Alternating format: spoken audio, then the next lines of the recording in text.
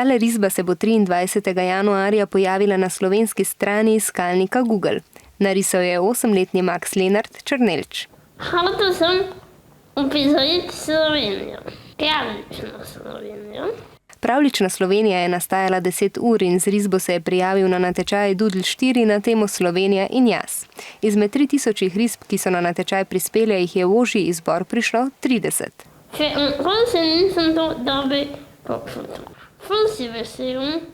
Končno besedo o zmagovalcu pa je imel oblikovalec Doodlov Brian Kass, ki je prvo mesto prisodil Maxu.